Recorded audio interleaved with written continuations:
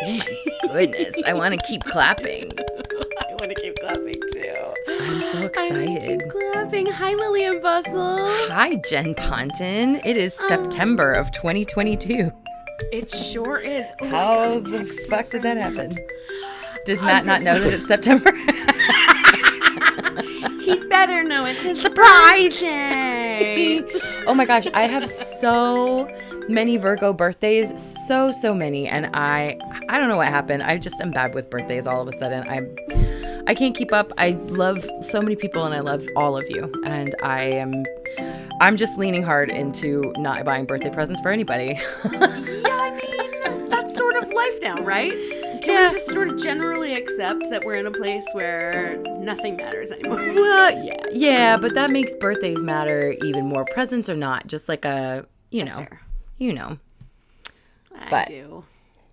Fuck, September 2022. What are we even doing? I feel like it's like a vortex possibly inside a water spout on top of the Great Pacific Trash Island. Wow. But somehow there's also like a volcano that's sprung up in the middle of it and is about to erupt. That sounds like some Pacific bullshit. Lava and trash. Yeah, it's Pacific Rim, and then there's going to be a bunch of kaijus that are going to have a big battle. Wow. You like that, huh? How are we here? I don't know. Loki wants to say hi. Hang on. Hi, come here, buddy. I have both dogs right here. Well, we have Arlo in little diapers now. Why? Kind of why.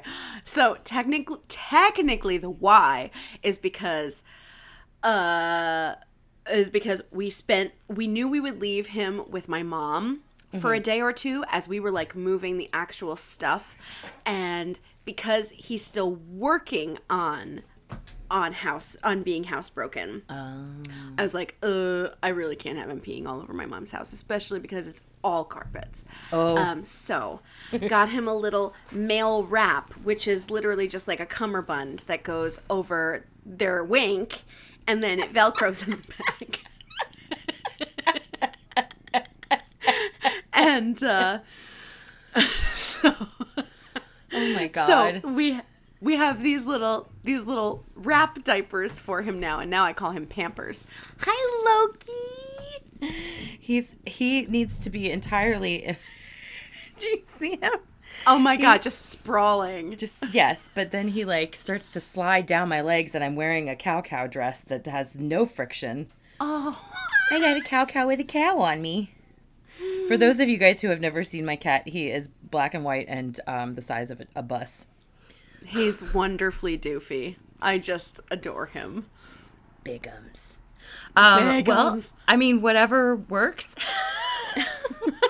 So far, it's a good idea, and it has led to it. I mean, God, the parenting coming out of me is almost ludicrous. Like when I wrap him up and then I sort of like hold him and gently pat his butt, I'm like, oh my God, this is clearly what my little heart, my little cancer soul needed. But it is also really, really useful because I can, like, the way he tries to pee is he leans. So you see him lean almost like he's doing dog yoga. And so I know when he intends to pee in the house, and I can use like a deterrent then in that spot. That's great. Yeah. But he doesn't then actually pee in the house, which is helpful. That is the goal. I've never tried to housebreak a dog. I have no idea what is involved. Like, cats are magical, and you put down the box and you go scratch, scratch, and they're like, oh, here's where I poop. Yeah, right? Yeah, I mean, I didn't really have to do it with Bear. Bear came very pre-programmed. The only time he ever peed, ever, was when he went swimming in the lake. Oh, you told me. Yeah, right? And like then he was just gravid and he didn't know what to do. But other than that, he's never, ever peed in the house. And having a puppy is different. I don't know how long is too long, but I don't think it's too long yet, especially because he's still got to get neutered. So he's getting neutered. Oh, yeah. Right, he won't be ready till it can November. take a few months. Yeah. So they're passed the fuck out right here. No, babies. Yay. Loki's entire weight is being held up by my right hand so that my right knee doesn't have to do that work. Good adjustments. Yes. He's like a bowling ball. I don't even bowl with I bowl with like an 8-pound ball. I don't bowl with a 16-pound ball. I have not found the right... I feel like I overcorrect with bowling. I try the low balls. I try the 6-pound balls, and I'm like, this is gonna be easy. Then I don't hit shit. I'm like, all right, we're gonna rank it up to like 15 pounds, and then I can't do shit there. And I'm like, okay, well, what's the trick? I don't understand. I mean, in the middle is probably the middle? answer. I just want a ball that my fingers fit into. That's fair too. Oh, look at this goof. I haven't even thought about bowling in a very long time. I think that maybe my interest in that. Oh my gosh, have you ever done duck bowling? What's that? Okay.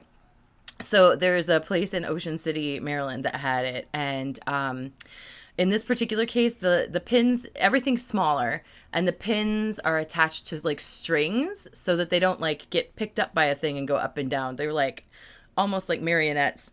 Okay. And the ball is slightly bigger than a skee ball, and it doesn't have any holes. So getting used to throwing that instead of a skee ball or a bowling ball is very confusing. But just like with any game of skill like that, I was terrible, and then I was good for like 4 frames, and then I was terrible again. But I did win myself a little packet of slime that then I was immediately thrown back into 3rd grade yesterday when I found the slime out of the tub and mushed into something that I didn't want the slime mushed into. Oh no. Do you remember that feeling? Yeah. Yeah. Oh, when yeah, you're like absolutely. under some laundry or something and you're like, oh no. And my mom was like, a hairbrush. I don't want, ew. And my mom would be like, I told you this was going to happen. And I'd be like, nah. Man, the worst was Nickelodeon Gak, which smelled disgusting. Now, you Ew. would have aged out of that. Why did it smell bad? I don't know, but it smelled the way that the pear trees smell when they blossom, which is disgusting. Huh. It's fishy. It doesn't smell floral at all. It's so gross. Ew. Yeah. That's so weird. Specific. I'm sorry for people who are actually viewing this on our video version because I'm having angles.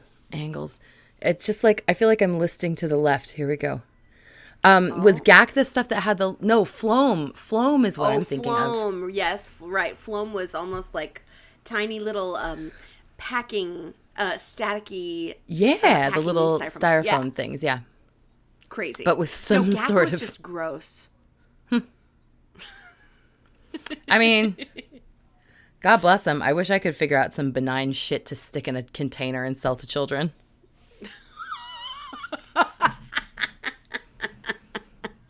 This Halloween, why are you getting arrested? In a world. In a world.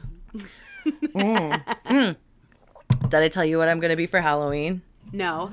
I don't know if anybody is going to get it, but it's going to make me laugh. I'm going to have to either explain it or walk away from the explanation all night. But I'm going to go as a YouTube rabbit. Fuck, what? Because of all the times you fall down a YouTube rabbit hole. Oh, shit! I know. Oh. It's a little A to C, but That's pretty cerebral. I think maybe if I have a playlist, if you can see the procession into the wilderness. I almost think of like when you have 2 mirrors that are back to back and each one keeps showing you, right, the never ending you and then mirror and you and mirror you. Oh, yeah, right? it's like that except for with YouTube, the you in the mirror becomes playlist. Hideous. That's brilliant. Oh my God. I'm going to actually have trick-or-treaters for the first time in my life. Oh my God, that's so exciting. Life. Oh, how fun. I shit you not. I have never, ever lived somewhere where children live. Yeah. Nope, which is we haven't either. Definitely why I grew up the way I did. And also kept me from like Oh, God, creepy. The adult joy of having children come to your door dressed as little monsters and, like, giving them good candy. Like, Sure. even where I used to live, and we lived around, like, 2 kids, we were almost the pity party. Like, they would take a candy bar and they were like, I'm going to go to the development, okay? And I was like, yeah, that's cool. Yeah, you better. I respect that. But there are, like, so many children here, and I'm on the main drag. And when you say here, you don't have to tell people what town you're in, but you're back in New Jersey. I am in New Jersey. Fuck buddies, this is an extra special because usually Lillian and I talk all the fucking time. But this is like the first normal day since I started the move. Yeah, it's been like a week. We've texted very, very little because it's been so fucking crazy. So everything that I'm telling Lillian for the first time today, you have first dibs on. Which Hot off the presses. Hot off the presses. Yes, I am in New Jersey. Again, I'm in South Jersey this time. I've never been a South Jersey resident. I find it difficult to give South Jersey any real shade because growing up in Warren County was just as ridiculous. So now I'm in South Jersey, and it is very familiar in terms of like, okay, well, everyone has my hometown accent anyway because we're just full of Philly accents, and it's really agricultural and bucolic and like, oh shit, it feels really, really, really good. But oh my God, this move has been bananas. I am ready to hear your nanas. Are you ready? I'm buckled up. I'm all stretched out. I'm ready. Girl. Limbered up. Woo! So the whole dang thing took technically it took about a week, but like coming down from all that has been like a week and a half, and it's been crazy. So I had everything set up. First of all, I would just like to point out that you and I know a lot of people who have moved coast to coast, mostly New York people who moved to California, and no one ever is like, wow, this was a really stressful thing. They're always like, oh, I'm going to Los Angeles, and then they just fucking end up in Los Angeles and they have like a cute little road trip and that's it. Whatever. That's so crazy. And Jory was right, but it happens like unanimously for everyone. It just doesn't seem to matter that you're going 3,000 miles away. They just aren't posting about it. I think maybe that's true. I think also maybe some true parts of it, like Jory was like, well, maybe those people are moving without much of their actual belongings. And I was like, oh, that that's could be probably also true. Right? Like they're just mostly transporting their person and their, you know, a suitcase in their dream. So I am here to say that moving from Minnesota back to New Jersey was an absolute shit show and a half. Oh, no. Crazy. Absolutely crazy. Not quite Newton's Law, but very nearly. And so I had arranged it so every single thing would happen because like dominoes, right? So like I had gotten the U-Haul. I had booked the movers based on the U-Haul. I had booked the hotels based on the day we would leave and how far we could get. I mapped out the rest stops, right? Man. Like considering for the puppy because he would have to pee more frequently. Ooh, just real quick. So you had a U-Haul that you guys were driving and you had movers that were moving other stuff. The movers, so technically the movers were charged with putting things in and out of the truck. Because okay. Ooh, the house we were moving out of like had this weird moat. Right. We didn't really have a moat, right? It wasn't that cool, but it was stupid. No. There should have just been a ramp that connected the parking lot to the house, but it didn't. You had to go all the way up and down. And like, because of this bruised bone that I've been sporting here below my knee, and just because of like fucking fatigue, we are kind of certain that Jory had some measure of COVID going on, even though they tested negative. I've been hearing that from other people too. Yeah, the tests kind of seem to be just getting only some of them. But Jory had like the gnarliest sinus infection with a face that just felt like it was about to burst with like sinus pressure and pain. Oh, no. And that seems to be one of the main characteristics of I don't know, BA5 or whatever the fuck. I mean, it might have just been how we used to get sick. But yeah, right? I don't know. It's hard to say. But so yeah, I did us the kindness of ordering movers, of hiring movers. And so Self-care. but like abso-fucking-lutely self-care. But every domino had to be predicated on the one before it, as dominoes work. And so the first one was, we pick up the U-Haul truck early in the morning. And so I had booked it for like a 7 o'clock pickup in St. Paul proper, not too far away. Jory and I are up at like 6 in the morning. We go to the depot and there's no one there. Nobody. It is empty and the place is closed and it says we're not open on weekends. And I'm like, and it's a Saturday. And I'm like, oh no. Now the movers are supposed to be at the house in like half an hour. And so I call U-Haul. Why is there a sign that says they are not open on weekends? Why though? Like a printed sign, not like somebody's cousin wrote a sign. A sign in the window. So but like a real sign. Like, like this is part of their official signage. Okay, and not so like I'm a post-it note. Okay. No. I don't know how they... Honestly, I have yet to call U-Haul and to duke this out with them. I do. Because I haven't even... It's been so stressful that I haven't wanted to get into it yet. Yeah. Like, I have to be restored enough to fucking do it. But... Sure. So we're there and I call U-Haul and I'm on hold with them for like 10 minutes. And I'm like, don't worry, Jory. I'm going to figure it out. And I call U-Haul. I'm like, hey, what's up? I'm here at the time that I'm supposed to be. Where's my truck? And they're like, doot. And they're like, uh-oh. And they're like, your truck's in Mankato. Now, I didn't know this either, but Mankato, as opposed to being in the Twin Cities area, is down by Iowa. It's basically 2 hours away. And I'm like, oh, what? And the guy's like, yeah, don't worry. I'm going to hook you up with someone who can reschedule you. And I was like, okay, because I have movers and then hotels and like a whole bunch of stuff that's predicated on getting a truck today. Yeah. So I need the doot. And so give me that doot. He puts me on hold. I get back in the car and like Jory and I start to head generally towards downtown again. And first of all, as I get in the car, there's somehow miraculously an unbee.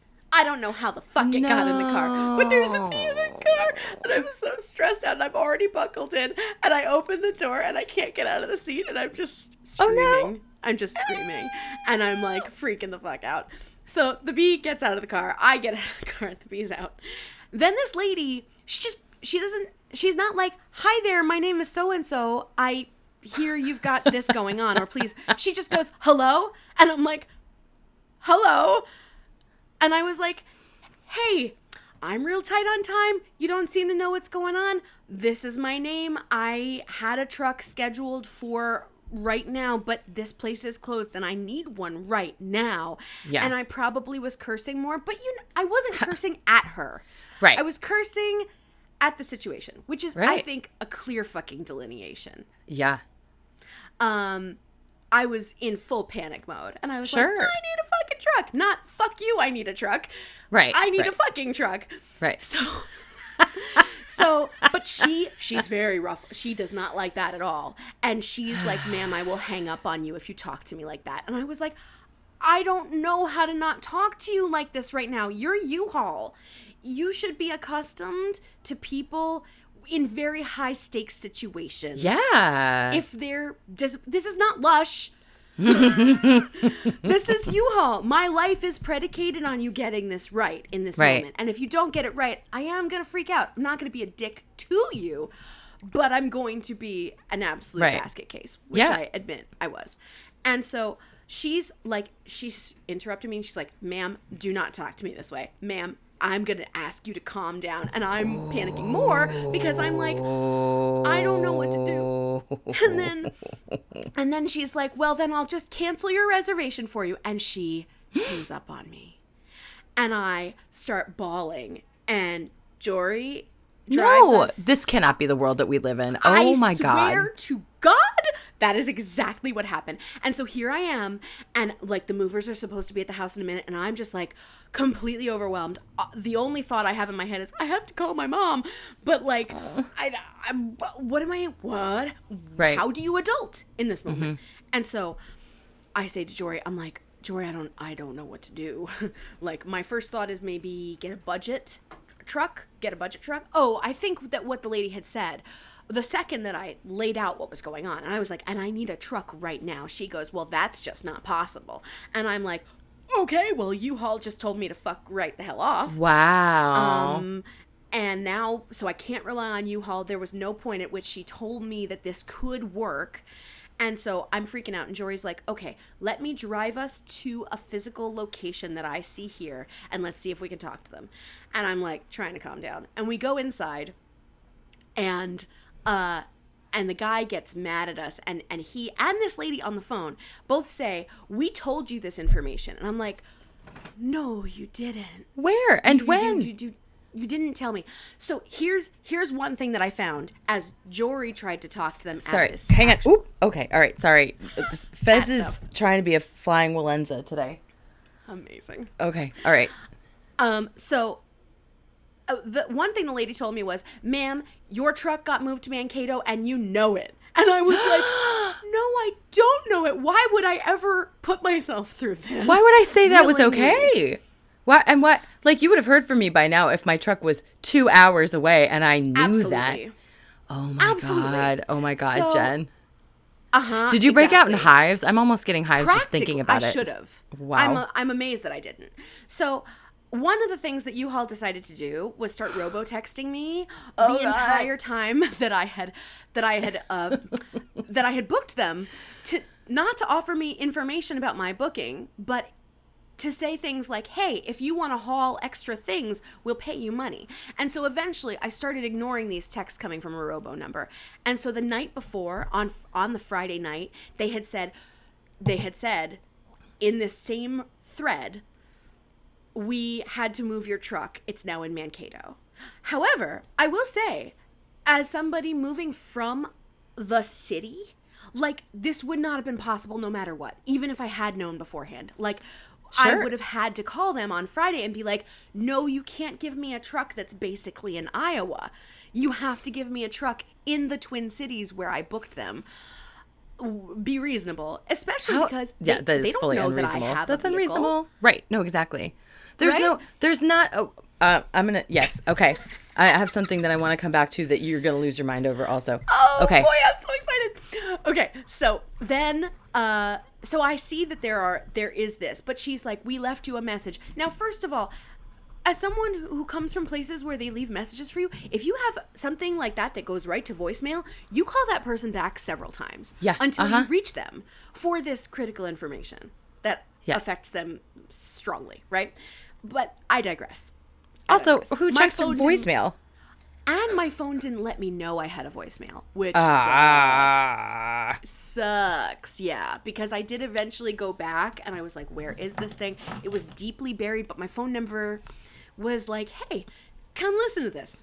But yes, who leaves a voicemail? I agree. I never got a matching email either. And the emails were coming through. Nope. That stinks sideways. I hate it. So somehow, we go in there and there are two men trying to talk to us, and one of them gets insulted, basically because he was trying to tell us. He was trying to tell us, we sent you the text, we talked to you, we told you. And I was like, no, I swear to you, sir, nobody talked to me. I would not be here dealing with you like this if that had happened. Whatever notes somebody put in my file that are like, we contacted her. Right. And so and then Jory sees that the other guy has owner on his tag, and Jory starts trying to talk to him, and then the other guy is like, no. And Jory's like, no, I'm talking to this dude. And the guy's like, well, I'm the manager, so you can fuck right off. I'm not helping you at all. And this guy leaves. Now, I don't entirely blame him. Not that Jory he didn't cuss at you, though, did he? No. Okay. Not at all. No. Okay. just like someone who was like, oh, okay, if you're going to choose the owner over me, but like blow me off and my information, well, fuck you. Just like the lady did on the phone. And so then Jory calls this lady back. I don't know how she gets her. I can't imagine walking away from a customer. Like, what's the end game? That person's not going to leave. Oh, man, it sucked. It sucked real hard. So Jory they don't have the thing that they need to drive away.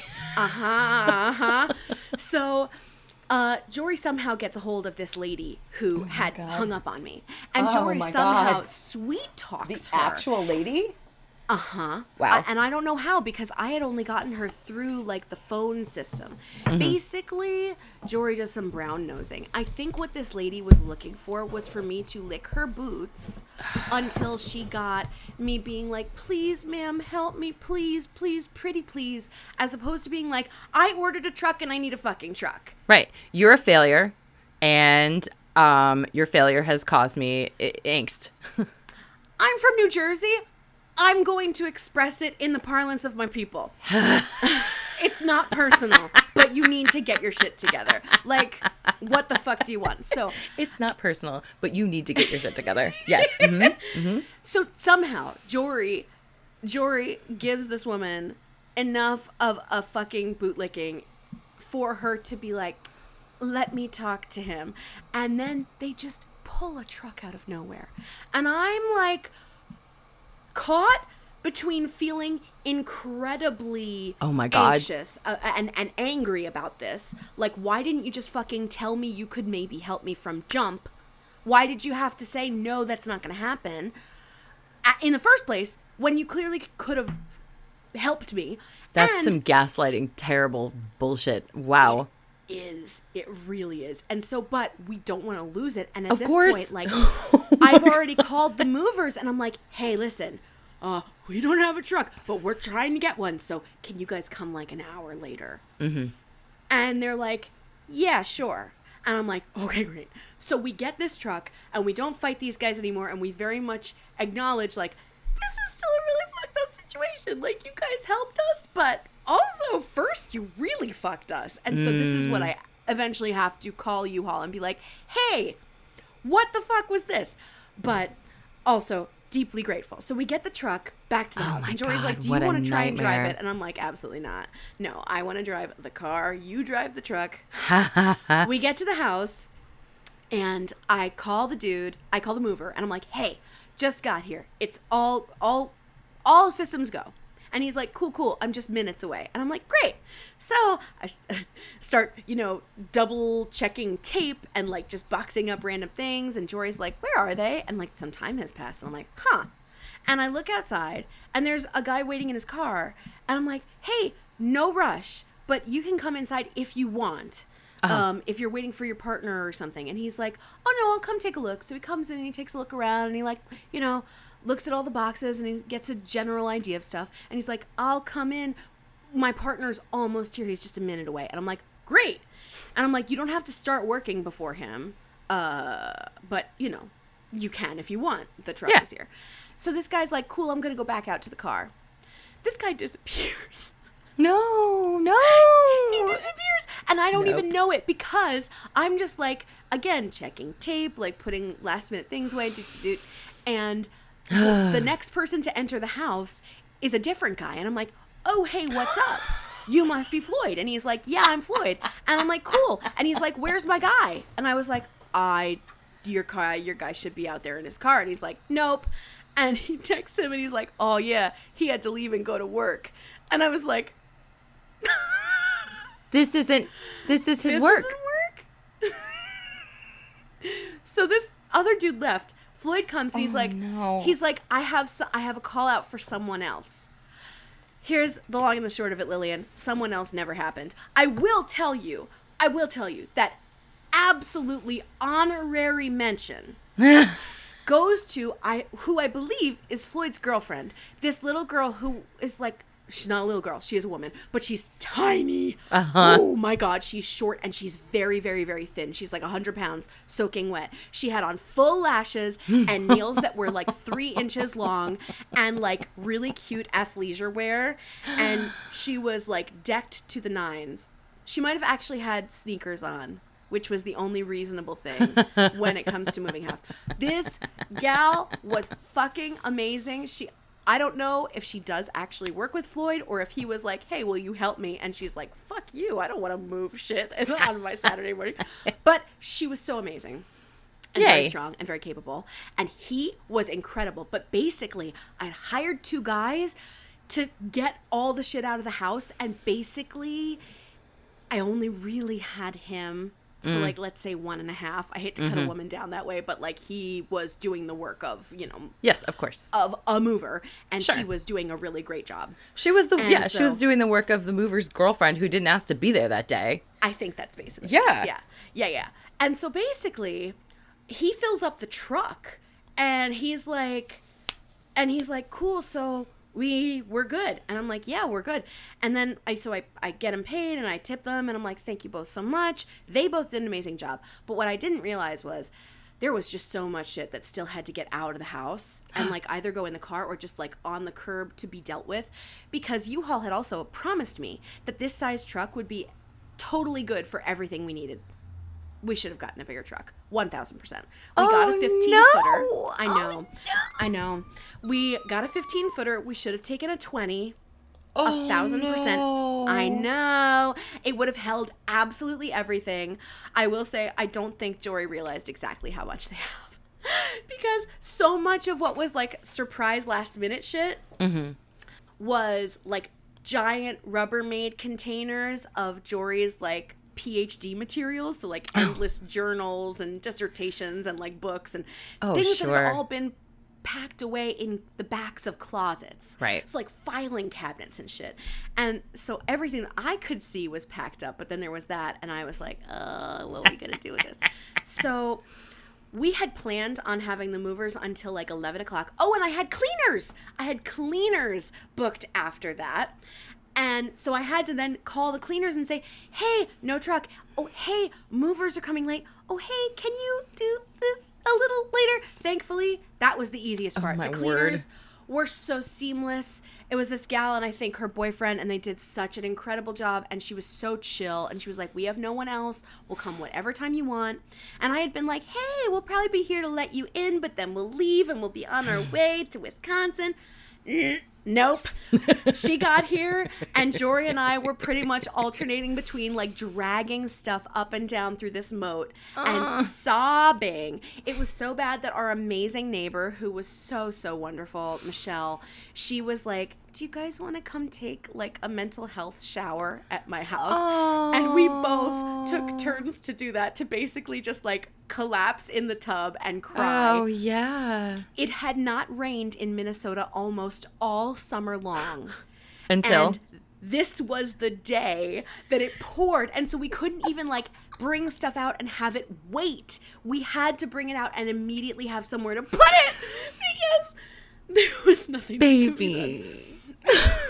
Oh, it was so bad. And the clock is running now. And so that's important because we had about a 6-hour drive ahead of us. 6 hours on the road, 8 hours in the car maybe. And so in order to have like a decent night, we were going to have to scoot by noon. And I had planned for us to be gone by like noon. And the hours are rolling by and we're finding more and more like random shit. And Jory's like, what do we do with this random shit? And I'm like, dude, I don't know. I was like, throw it out. And poor Jory is having like, lost moments of like, oh, I wanted this chair. And I'm like, babe, there's nowhere for it to go. Right. Thankfully, 2 big blessings. The lovely neighbor Michelle was like, you can leave some of your dumb nerd shit here. Not dumb nerd shit at all. Like really incredible PhD stuff, but like these big containers. And she was like, we'll mail it to you. And I was like, oh my God. So she's got some of Jory's like doctoral shit. And then we had this giant 6-child family move in the house next door. The other house next door, who they had just moved in on Friday. Wow. And so I was like, hey, do you want this random shit from the freezer and this random chair? And they were like, we'll take whatever you have. And I was like, amazing. Oh, that's good. So there were places for things to go and not just be tossed out. But holy God, it went on for hours worse, Lillian, we could not leave the Twin Cities until 5 p.m. Oh, fuck. It was endless. And we were both just like, our bodies were fucking zonked, broken. And so we fit in everything we can, and Jory drives the U-Haul and I drive the dogs in the car, and Jory's like, okay, the first stop we're gonna make is basically when we hit Wisconsin, and we're gonna get some food, and we're going to make sure we don't have a total mental breakdown. I'm like, great. So we drive 45 minutes and we stop in Wisconsin. And it has been raining, and we get out, and Jory takes the dogs out, and I wait in a line of like 30 people in Chipotle to get us some tacos. And I come out, and we swap for like Jory to go hit the bathroom or whatever. And all of a sudden, in the distance, this siren starts going off. It's terrifying. And there's a car of people behind me as I'm in the parking lot, and I'm like, what's this mean? And the lady's like, it's a storm warning, but if they do it again, it's a tornado. And I'm like, oh, of course it is. And the siren just keeps going and going and going and going. And I'm out there with the dogs, and I'm just like, my body feels like it's about to crumble into endless tiny little pieces. I'm so hungry. I'm so tired. It's 6 p.m. and we still have to basically get to Chicago. And I'm just like at my wit's end. Miraculously, the alarm doesn't go off again. But Jory comes out, and Jory's like, "What's that?" And I'm like, "Bitch, you're the one from Wisconsin." I'm like, "We gotta go before this tornado scoops us up off of I-94." So we get in the respective vehicles, and we drive, and we take breaks. By the time we're about halfway through the drive itself, it's like 9:30 or 10, and I'm like, oh, I'm exhausted. And we stop in Wisconsin Dells, and I'm like, Jory, can we just stop? Oh no, excuse me. Jory has already asked me earlier at the house as we're trying to like do mitigation, right? Disaster mitigation. Jory's like, can we change the La Quinta reservation tonight? Can we switch it from Kenosha to Wisconsin Dells? And I'm like, that's a great idea. That's perfect. We'll do a few fewer hours of driving and give ourselves some grace. Well, of course they can't do that. They're like, well, you'll just have to eat the reservation and then do whatever. And I'm like, I don't know, Jory, that seems like a waste. We may as well just get as far as we need to get tonight. And we get to Wisconsin Dells, and it's like 9:30, 10. And I'm like, Jory, can we just stop? And Jory's like, we should get to Kenosha. We should do it. And that wasn't a bad idea. Like, it's not that then something terrible happened. No, of course. But we absolutely both spent that final 3 hours trying to stay awake. I'm listening to My Favorite Murder like a fucking the whole way. We've gotten like crazy candy, and Jory got me some gummy worms that just tasted like Dimetap for some confusing reason. They were called sour snakes. It was upsetting. But I just sipped on coffee and chewed gum, and like eventually we got to Kenosha. We were supposed to see Jory's family, and we were really excited to do so. But what they told us 2 or 3 days beforehand was that everyone had COVID. So we weren't really looking at spending like a bunch of time with them, but we had this cute little plan to like each respectively go to a drive-in and to like have each other on speakerphone and share a meal together.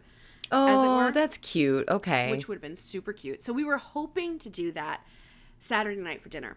But we roll up into this La Quinta, which is the most bombed out place I cannot tell you how I've stayed in some shitty hotels. I'm very excited to hear every detail. Oh my God. The pictures alone.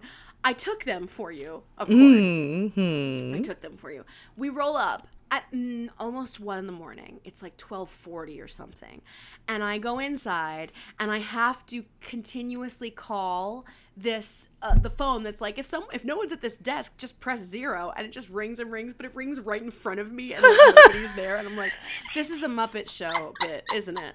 Eventually, this greasy guy rolls up, and he's like, yeah. And I'm like, I have a reservation. And he's like, all right. And he gives me these room keys, and it takes us like all the way across a parking lot where like people are, what are they even doing? Do they have firecrackers? The whole parking lot is like crumbling, and there are a lot of people like in the parking lot, which is distressing. And Jory and I get into the room. Girl, there are no towels. There is no towel bar. The towel bar has been removed from the wall. It's just the holes. It's just the brackets. The brackets are there, but the bar isn't there. The bar, there's no bar. There's no trash can in the bathroom.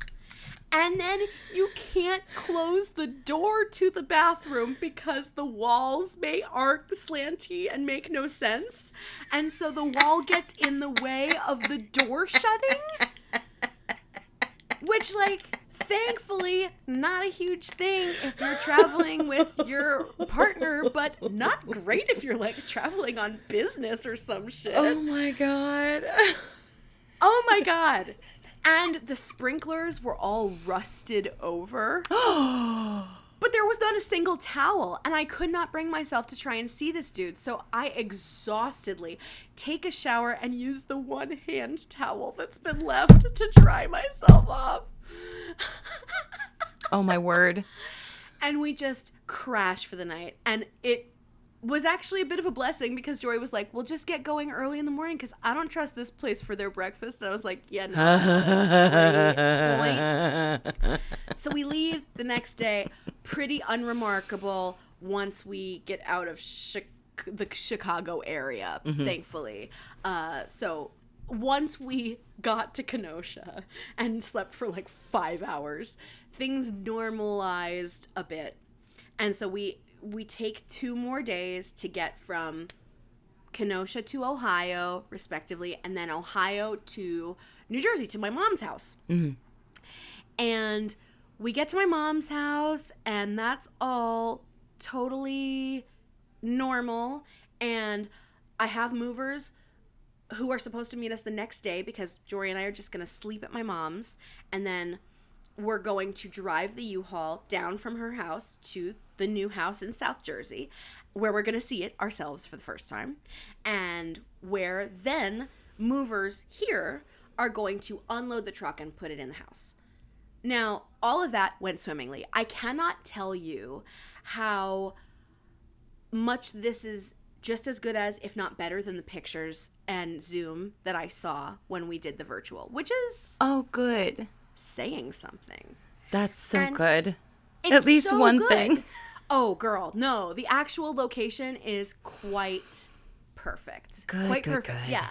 It feels really good. It's lovely. It's in great condition. Like, there's nothing that I saw and then I was like, ew, this was a mistake. Not one bit of it. Oh, thank God. I'm so tense on your behalf. Oh my God. No. Everything with the house went well. Everything with the move, almost everything with the move was a bit fucked up. But so, and then movers who I've hired through U-Haul come and they unload the truck and they put it all in the respective rooms. Great. Jory and I drive the truck back to my mom's because the next day we're going to hit up my storage spot near where I used to live. Uh-huh. And so Tuesday night, it's the anniversary. It would have been my aunt's birthday. And so we get back to my mom's house Tuesday, and like I remembered that it was my aunt's birthday because we had talked about it in the morning. But we get back Tuesday night, and my mom bursts into tears. And we're like, oh no. And so Jory is like, hey, I think it's time for an edible. And I'm like, are you sure? Because you need me to function tomorrow. And Jory's like, no, I got it. It's cool. Let's all take some brownie and like celebrate your aunt. And I was like, okay, cool. So I take an edible and I take just the tiniest bit of it, but that doesn't matter for me, Lillian. Nope. It just doesn't. Your metabolism loves that shit.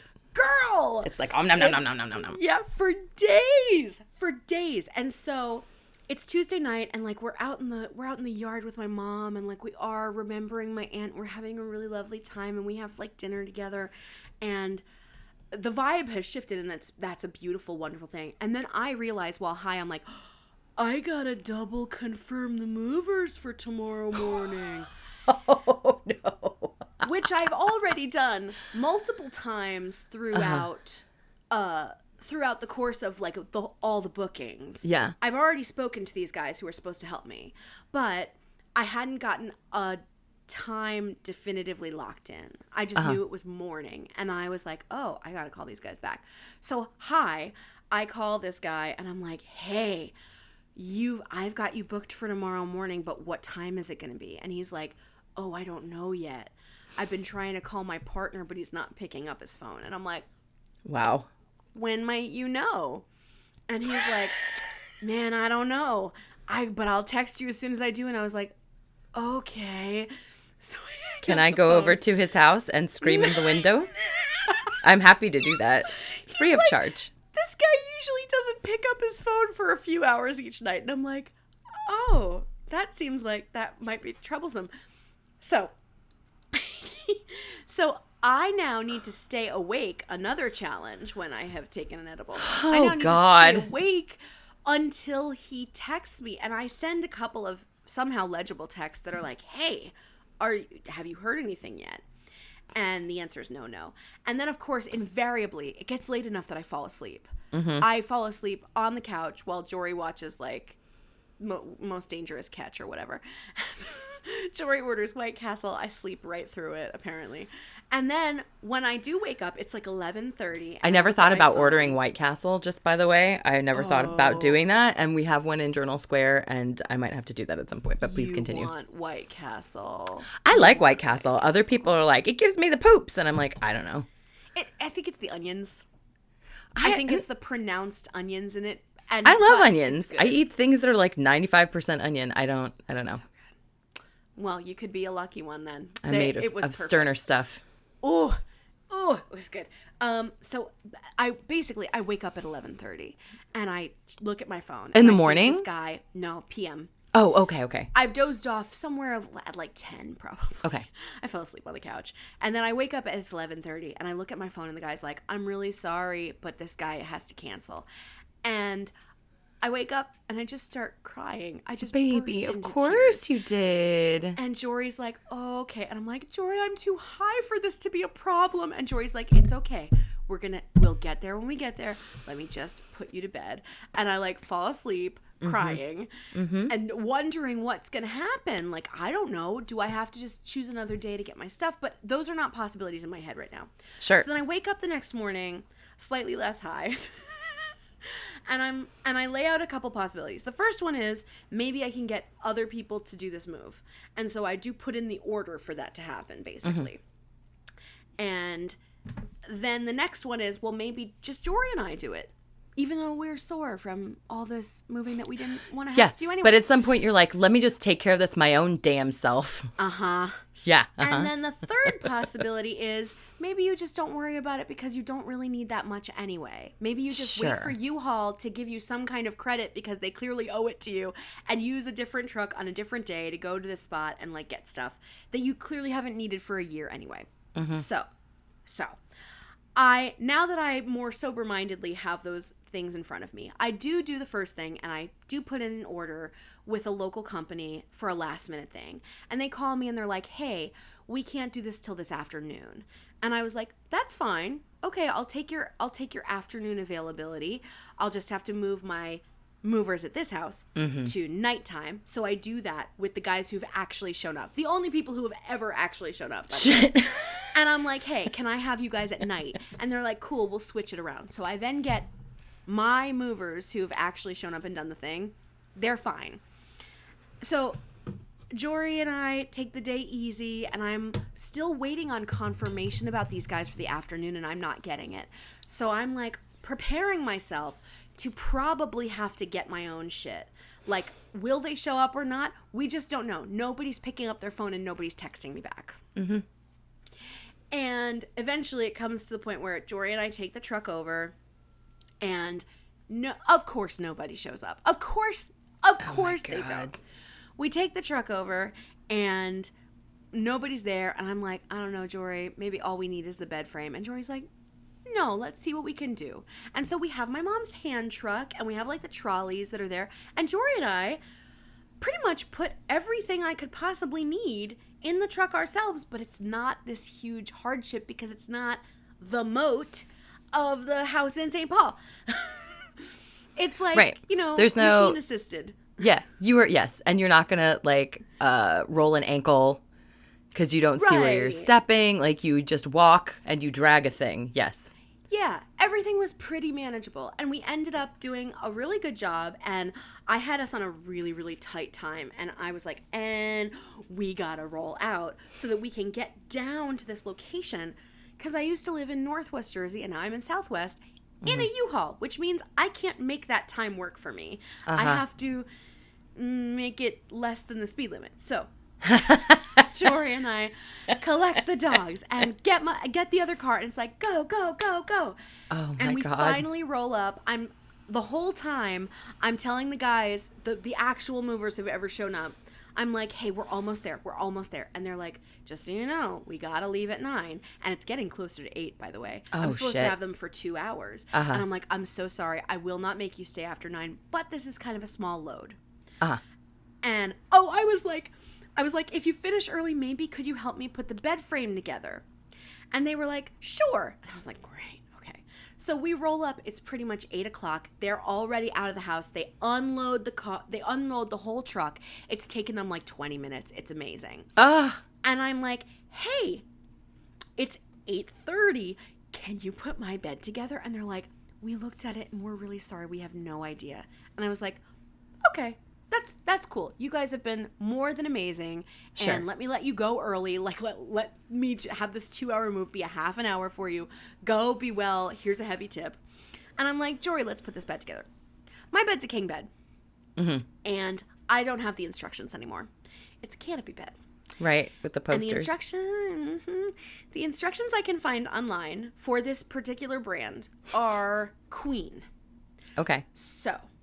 at about 9 p.m. last Wednesday, Jory and I sit down in our new bedroom to try and put together this bed frame. And the fun thing about the king and the queen are that clearly they're using different letters for different things. And so Jory and I are putting together a bed that is not supposed to be put together that way. And we find out because... it's incredibly dangerous, and things aren't fitting together, and something that's very heavy and sharp almost takes my entire ring finger out. Oh, no. This is better, by the way. It's amazing I didn't lose a nail. Did it? It's amazing. It cut through some of the nail, though, didn't it? It didn't cut. It bruised under the nail, and it's hard for me to see, but oh, God. Yeah, it cut some of the skin. I know. It's not bad to look at now. The night of, I screamed and Jory screamed, and I was like, oh my God, do I need stitches? And they were like, no. And that bleeds like crazy because it's all those tiny little capillaries or whatever they are. So eventually I'm holding my hand up above my head and I'm sniffling, and we're trying to put this bed together, and it's not working. I'm like, Jory, this is not working. This is clearly not what we need to do. And I'm just like, fuck, do I need to get a different bed? Like, what are we going to do? What are we going to do? We're so tired and sore and over it. But Jory's bed is built. So we sleep in Jory's bed for the night. And the next morning, Jory somehow finds a PDF of the king bed. Yes. And Google I think Kung it was Fu. through like a shady site too. Like one of those sites that's like, download PDF here. Oh, no. And now this attachment. And I had found that and I was like, I don't want to go through the shady thing. I'll just look at the queen and we'll do that didn't sure. work so hot. Yeah, because you're like, the last thing I need is a virus on my computer now. So Jory finds the right directions, and we redo pretty much everything. We do it successfully, but it takes a while. It takes a while, and I'm like, oh my God, they use the same numbers and letters, but they put them in a totally different way. So like even right down to the screws that corresponded with certain sizes. I mean, yeah. So we had to redo so much, but of course when we did do it, the fuckery, we spent maybe 3 crazy dangerous hours Wednesday night trying to put the bed together, and then 3 much more well planned out and effective hours on Thursday. Wow, that's still too much time. Still too much time. I did order a Big Fig mattress. Yay! That's which great. I am real excited about. Yeah. I have been real excited for years, but I didn't really need a mattress. And that Did you use somebody's promo code?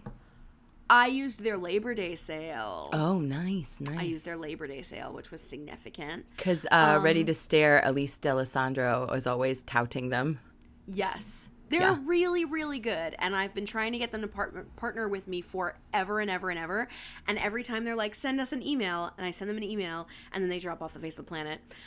So I'm hoping that this actually results in something. But, Yay. So we had the big fig that was there ready to go. It almost broke my nose when I took it out of the box. Because it expands? Because it expands very quickly. And Jory was like, I don't think you know how quickly this does it. And I was like, no, they'd tell me if it was dangerous. And then it was like, poof. And I was like, they would tell me if it was dangerous. No one is looking out for our well-being right now. Girl, is that not the fucking sign of the times? Oh my God. Yeah. And so, but we got it out. It is exactly half soft, half firm.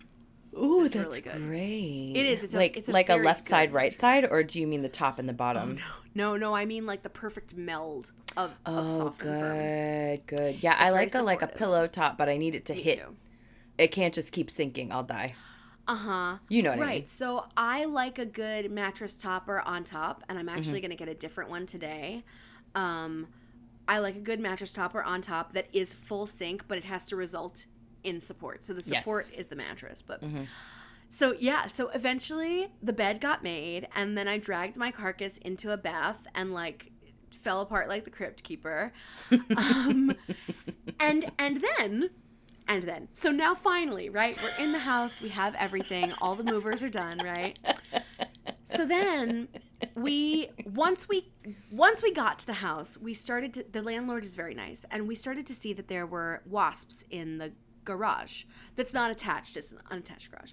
And we were like, hey, there's a lot of wasps here. And he was embarrassed because the inside of the house is in amazing condition. Nice. He didn't really think too much about. Sure.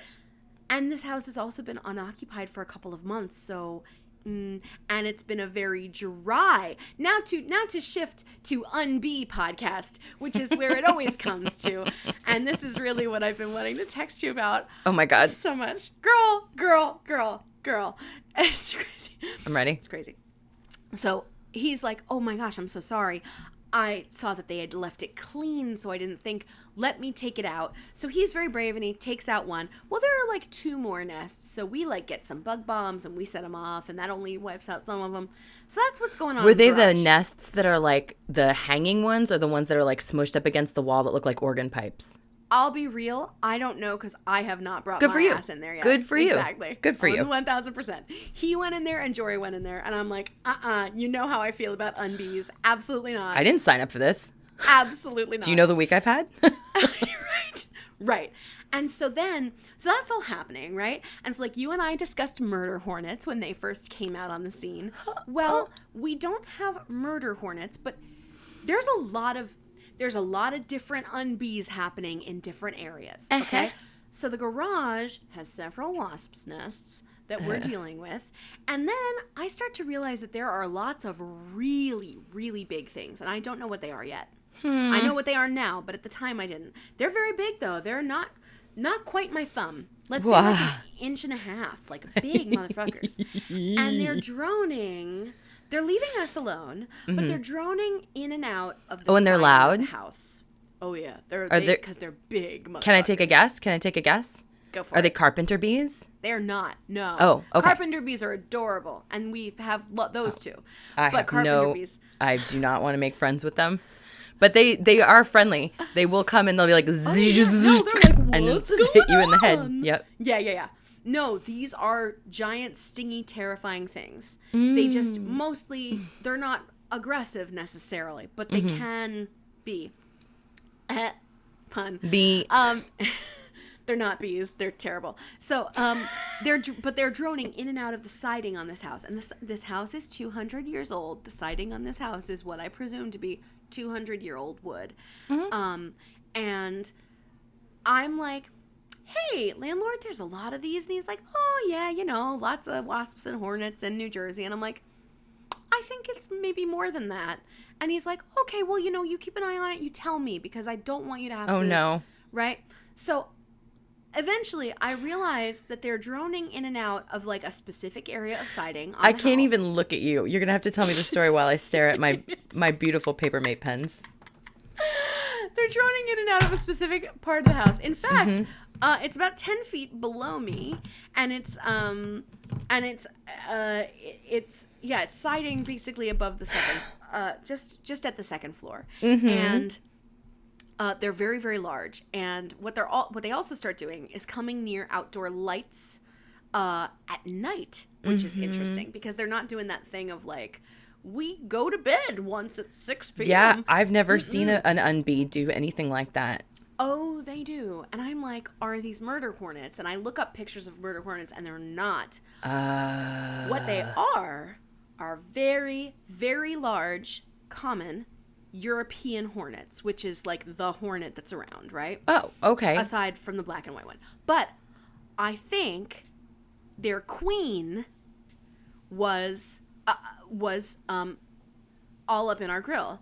And so like one was on the back porch, and I was like, Jory, I got to figure out what these are. Can you spray it with the hornet spray and I'll jar it and I can like get a better look at it because they move too much. They're really fast, but they're really, really, really big.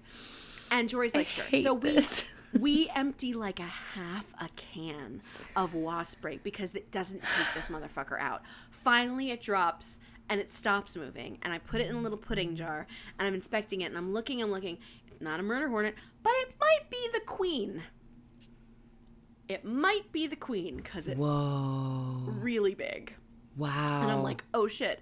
So we keep it, it's dead and I've got it in a jar. It's in the house. Well, guess what they give off when they're dead? Pheromones. They give off pheromones that tell the other hornets that you have trapped them, killed them, trapped them, tortured them, and that the other hornets need to come. So last night... No! Last night, we're sitting in the living room and we're watching Mad Men, which is a show I watch now, and it makes me just as angry as I thought it would. Just, yep. And Jory goes in the kitchen, and Jory runs out and goes, there's one in the kitchen! And I'm like, oh, fuck, what? Like, we can't empty a can of wasp spray in the kitchen? We can't do that. How are we going to get this motherfucker out? So we take big plastic sheeting that I think maybe the mattress was wrapped in, and we cover up the kitchen opening that leads to the rest of the house. And I'm holding it up, and Jory goes in there and through the back door, and it's like flying between the lights. And eventually I'm like, Jory, turn off all the lights and turn on the outside light and leave the door open. Smart. So it does perceptibly leave like that. And we wait a long time, and like we're still armed and on edge. And then this morning, Jory finds a curled up dead hornet in the living room. And I jarred that one too, and I put it outside. So I texted the landlord today. I'm like, hey, hope you had a great weekend at the shore. By the way, there was absolutely a very active, very curious hornet's nest buried in the siding, and it got in yesterday. Oh my God. God. So he finally texted me. He's like, cool, I've got exterminators coming. So I am surrounded. I'm surrounded, Lillian. Like, these giant hornets are right the fuck here. Oh and then God. I was in the yard with the puppy, and like there are yellow jackets around the back, probably in a tree or in the ground, whatever. They're mostly chill. Then I see one of those fucking black and white, like white-faced hornets in the yard too, and I'm like, where the fuck did you come from? I haven't even seen one of you yet. Like, what I don't think is I've seen a black and white happening? one. Yikes. They're menacing looking. Yeah, Like, 'cause all hornets look like they could fucking take you out. They can. They are intense. And like, thankfully nothing has like, swarmed on us, and hopefully that won't be a situation. But yeah, the only bad thing is that I think honestly, I've been wondering if the drought this year has contributed, like, because it's really kind of out of control.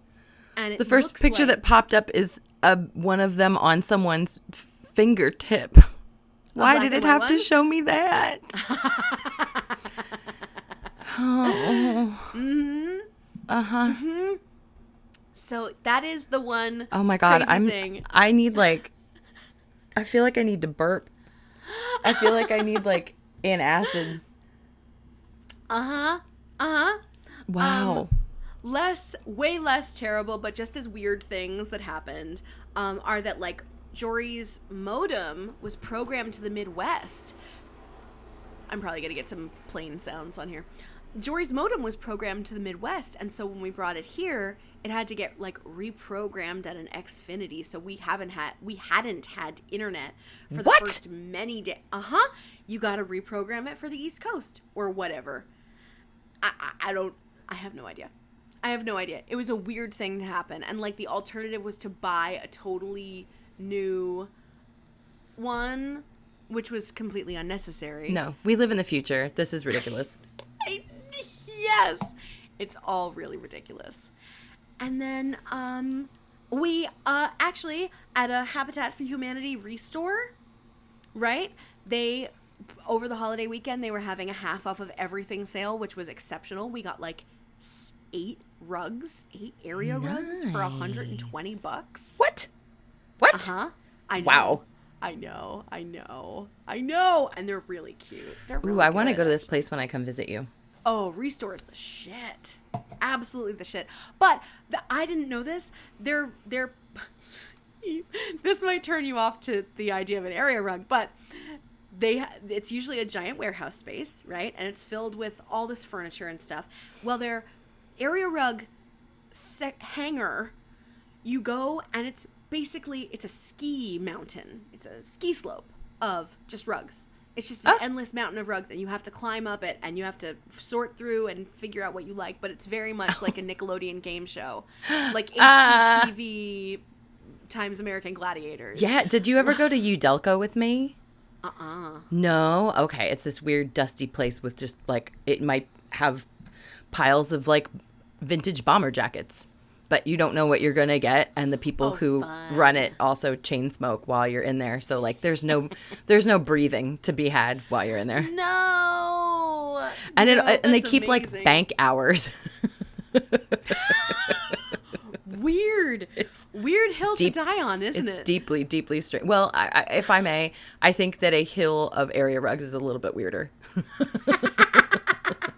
Solid. Are those all the weird things that have happened? That's pretty much it. In terms of weirdness, there are children who are really friendly here, as if it's like 1958. Nope. And like who actively try and talk to adults. No, thank you.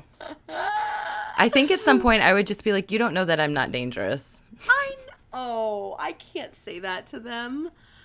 I can't, but not even just for them, but because they're going to tell their parents that I said that, and then I'm going to be like, yeah. The fuck. And then I would tell their parents, don't let your children talk to strangers. That's like child rearing 101, you dumb monsters. That's fair. Oh my God. Fair. Yeah. So that has been the last week and a half of my life. It's been balls to the wall bonkers. I still have yet to call U-Haul and like honestly, I don't know what I'm gonna do. I was thinking about just taking it to Twitter because my first experiences with customer service were so crazy. Oh, but that sounds good. Right? Yeah, that sounds good. That's the only way that you get any kind of customer service now is if you publicly embarrass them. And I really hate that because I really don't want to do that. I want to come to the table and be like pleasant and collaborative and be like, hey, but then that lady hung up on me and played me hard. So here's the bonus thing. You know that lady is not the one who's checking Twitter. Okay? That's true. So like even if their Twitter thing is emptying into something else, that lady sounds like she doesn't even do emails. She does not. Nope. She does not. No, but it was so crazy. And then I don't really know I might have complaints about the first licking tattoo and see if I can get my money back for that place because that was crazy. At least get my money back for the breakfast that I chose not to eat, but like for totally unsanitary reasons. Wow. And you took pictures. Oh, yeah. Oh my God. We should put them up on the Instagram. Nice. Yes. I have, it's so crazy. It's so crazy. Ew. I mean, by contrast, the La Quinta that we stayed in Ohio was it was the Four Seasons. It felt like. Well, it's because it's sometimes it's like part of the, if it's franchised or if it's corporate. And the franchised ones are always, not always, but almost always dodgy. The last terrible place that we stayed in was, why did we even stay in a hotel? We stayed, it was just outside of Dorney Park. Girl. I will send you a link to the Yelp reviews of the Dorney Park. I think it was it couldn't have been a Howard Johnson. Hampton Inn. I want to say it was a Howard Johnson, but I don't think they're around anymore. Peaburg has one. Oh, well then, yeah, it might have been. It was the same situation where you walked in and like we dinged and nobody showed up and I called and then I watched the phone ring and I was like, well, this isn't helpful. The phone right in front of you. And then this woman, like everybody in this whole hotel looked like they'd been rode hard and put up wet. Oh. And this girl comes from one hallway into another hallway and she was like, oh, you gonna be there a while? And she had her hair teased up like she was going to a 90s theme party and she was wearing like a muscle shirt. And then in the amount of time it took for like the guy to actually show up to let us in, I was standing outside because it smelled bad in the lobby and I was like, this is a bad portend of things to come. And then and I'm not here to crap on women and I'm not here to tell women how to look. Oh, no. But if you could get a ragtag group of like Pennsylvania roughneck girls who are going on a bachelorette party, they all spill out into the into the parking lot and just one after another. It was like, wow. It was like, it reminded me a little bit of in Revenge of the Nerds, how you're supposed to feel about the Omega Moos when they finally show up, when in fact they were actually just kind of cute. But like they all look like they were already on a very hard drug. No. And the girl who was in the bride-to-be sash was, oh man. But like we got up to the room and there were like 4 different kinds of like stunt lighting fixtures, like one with like globes over here and one that was like a fancy whatever not over here, and only like one of them worked. And then Duncan texted me and he was like, do you have any towels? I was like, we do. And he goes, can I come use your phone to get towels, because I don't have towels and my phone is not plugged into the wall. Oh, and just little things like that where there were like little holes and things, and it smelled like somebody had just smoked a cigar in there. And it was no, it was wild. And but so okay, so my we're already at an hour 13, so like I'm not gonna go into every single terrible thing that happened to me this past week because you win for sure. But I do have 2 stories that are in this realm of like how, where you're like, I would have never, there's no reality where I would have been able to prep for this moment. So my beautiful, wonderful, darling best friend from college, Chris, came to stay with us for a couple of days. Oh. He had a friend who is doing an off-Broadway show for a couple of weekends, and so he wanted to see that. And he got to see me at Pride. He got to see me perform. He got to see me. I literally sweated some rhinestones off of a dress. I've never done that before.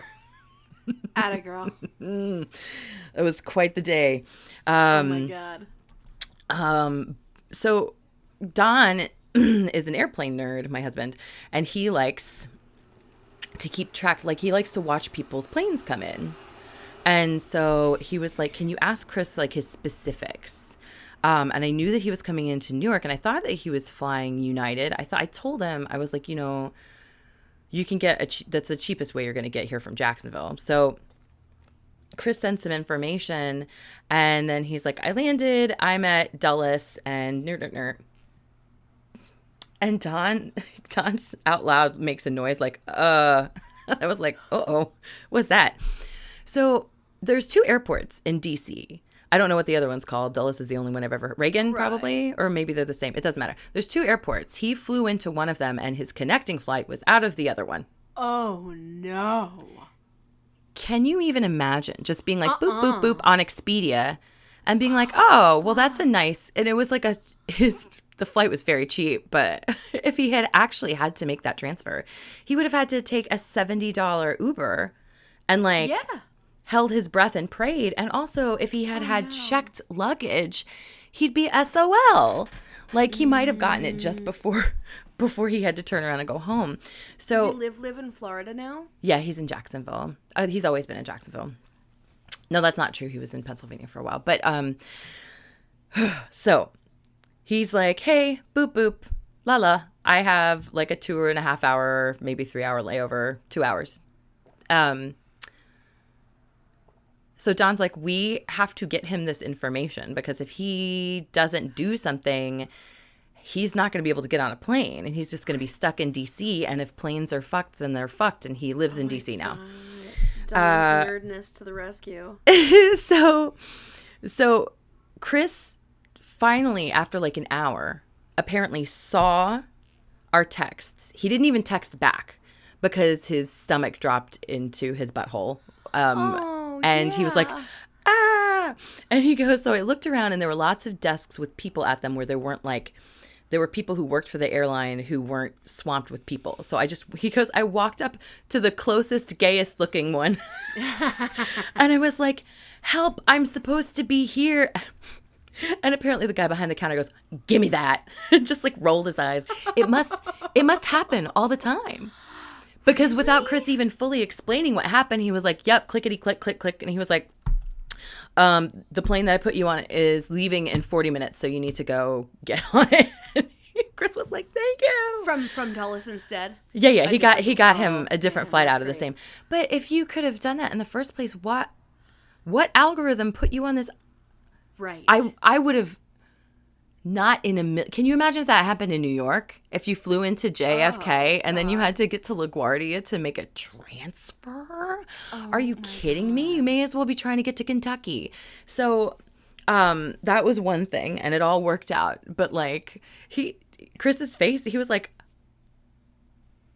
how? No. How? And he didn't book it through some like hinky site. It was like a normal discount travel site. It wasn't like Joe's Planes and Things.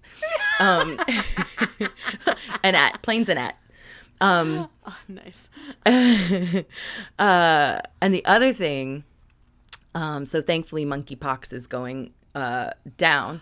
Oh, is it? I meant to check in with you about it. Actually, I meant to look at Twitter, but yeah, there's a couple of good accounts that I follow on Twitter. It's not gone, and we did just have a Burning Man, and there were 6 confirmed cases at Burning Man, but that's like what is it, like 60,000 people or something like that? It turns into a small city. Mm-hmm. Everything about Burning Man makes me want to choke on my own tongue. I hate it. Literally, like not the people. The people are terrible also, but the people are fine. Like the people. I was gonna try to feel like the people are fine, but I couldn't say it with a straight face. Sorry, you guys know how insufferable you are. You know. And you know exactly why people don't like that shit, and you do it anyway, so it's fine.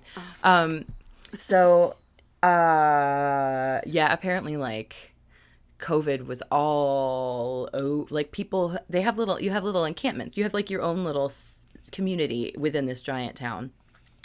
And I was watching people tweeting about it, and somebody was like, "Ugh, we just got back, and 25% of our encampment has COVID." And then the next day he updated, and he was like, 50%. Oh no! And they also Burning Man? Yeah, and they were outside. Yeah. They were outside. So 6 confirmed cases of monkeypox came just from that. If you consider the fact that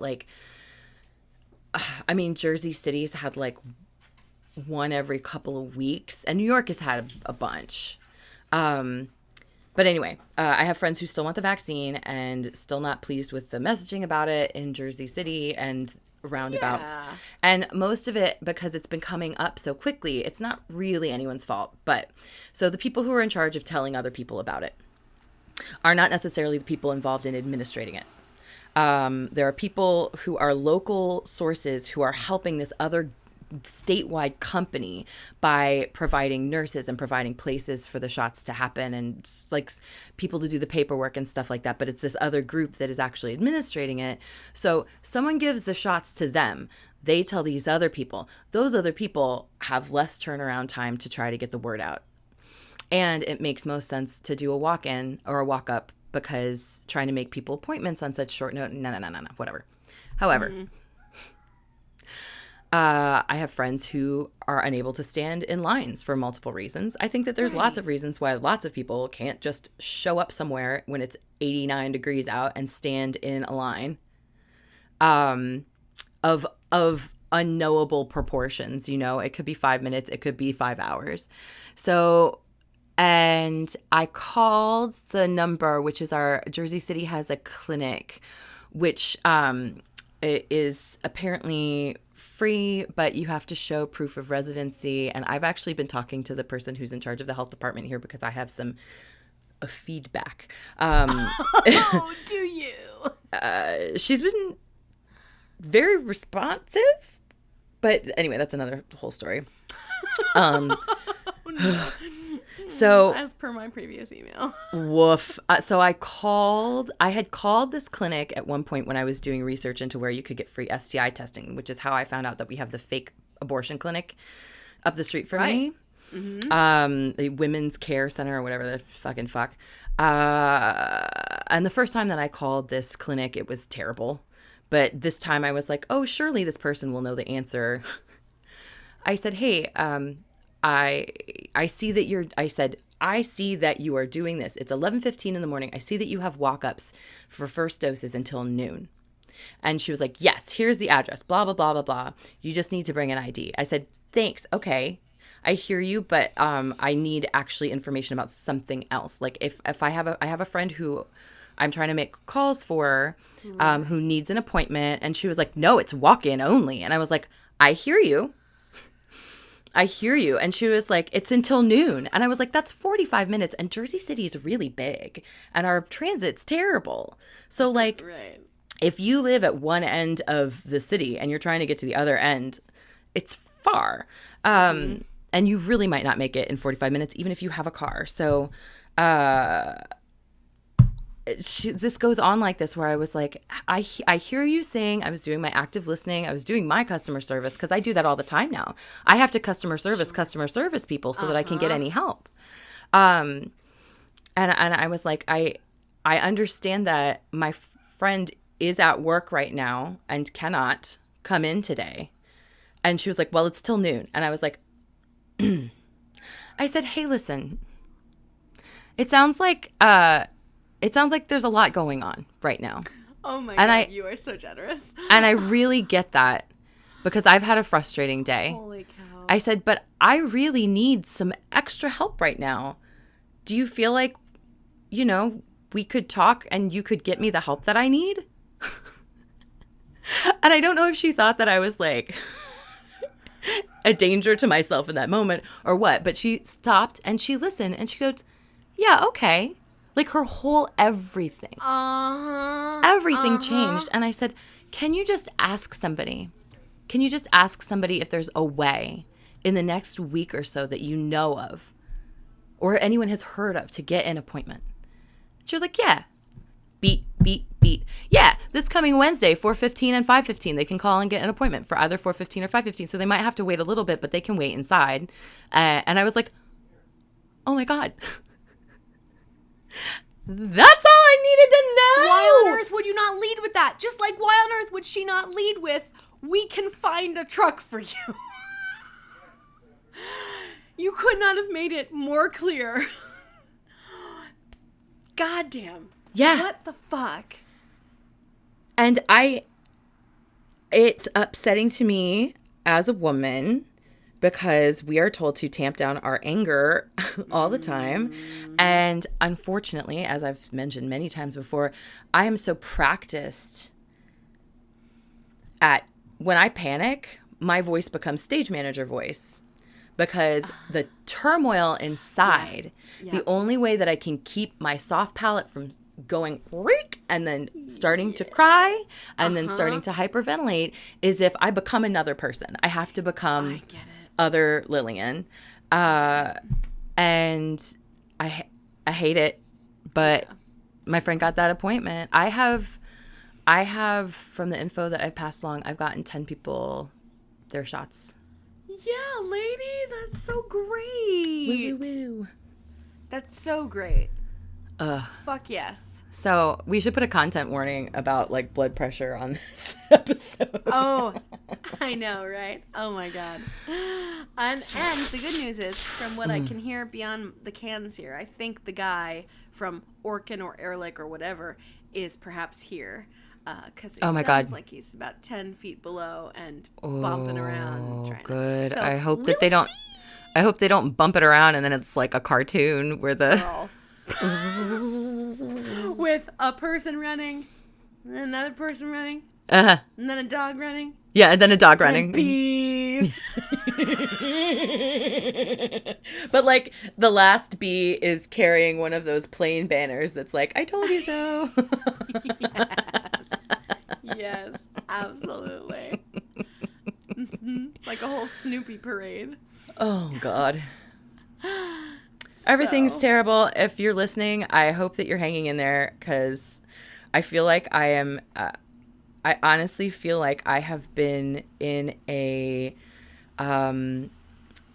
low-level mental health crisis for, I don't know, months. But not in a way that I can really even put my finger on. Yeah. Yeah. And some people understand and some people are shocked when I say things like that. How on earth could anyone be shocked? Those people must have better drugs than we do. They've got stronger compartmentalization, shocking as it may be. I don't think that's healthy. I think that's borderline sociopath at this point. It is. It absolutely is. Exactly. How many people have just dissolved their own empathy? Like so much Alka-Seltzer. Oh my God, reminding me of something that I need to read to you in the future, maybe for the next time we record. I don't think I've read it before. Tell me if I did. I applied to be the valedictorian for my college graduation. Oh, that does not ring a bell. It wasn't really merit-based exactly. I don't think it was entirely unmerited, like you had to be a certain scholastic level, but they allowed graduating seniors who want, basically, if you could be a good forensicator and you were pretty smart, you could apply to be valedictorian. And so I did exactly that, and I wrote a speech. And my speech is all about the rise of apathy. And I don't know, it's not exceptionally good, but it is very me. Oh my God. I can't. Yes. Yes? Yep. Not today, Cool. But yes. Not yes, today, yes. Exactly. We want to come in fresh to that. Well, motherfucker. I love you so much. I love you. I love you. I can't believe you went through all of that. I'm so happy that y'all are here. Me too. Me too. And the extra little cherry on top is that we were kind of having to hang in, right, because we had to get the governor's official approval, and that came through apparently on Friday. So Jory is like, oh, for the job. Governor. I was like, what did you guys do? Well, we have eaten, first of all, I'm saying pork roll now. I'm committing to it because I'm in South Jersey. So sure. I just have to commit to pork roll. Sure. We're trying out every single pork roll, egg, and cheese that exists. I've already had margarita pizza that was better than sex. Yay. And oh my God, finding all of the good little dives here. Yeah. It's real nice. Good. Yeah. You need to dig out some old Peter Genevieve's yes, I do. articles for South Jersey stuff. I'm sure there's plenty out there. Abso-fucking-lutely. There's gonna be so many dollops. So many dollops. So many dollops.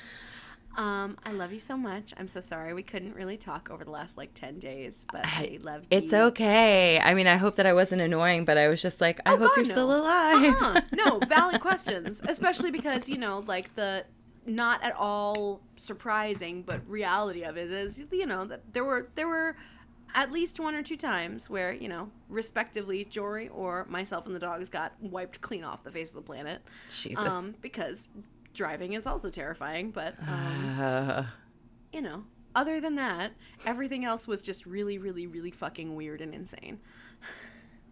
But the food I've been having is crazy. Oh my God. You know what I want? I want some 2027. That's what I want. I just want a week in 5 years from now. I just want a week in 5 years from now to see I just want to see.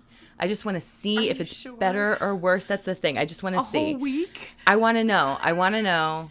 You're right. I really only need a couple days. But, like, I want to know about 10 minutes. How much I need to prep. Oh, no. Oh, no. Yeah. Oh, and my last disaster thing is that my surgery, I'm getting knee surgery on the 16th, and I have done tons and tons of research because that's the only thing that makes me feel safe and cared for. And I have already purchased a frame that goes on top of your toilet seat so you don't have to sit down so far. Oh, good for you, sweetheart. That's great. And a shower stool and a shower head with a longer hose thing. So good job. Yeah. Good job. So I'm not sure what mobility aids they're going to give me, but I'm actually going to call them when I get off the phone with you and see if I can find out. Good job. I'm so proud of you. That's really good self-care. Thanks. I love you so much. I love you so much. And we love you guys, listeners. We love you very, very much, fuck buddies. Thanks for being here with us. We really did. Yeah. All right. New chapter. Yes. Alrighty.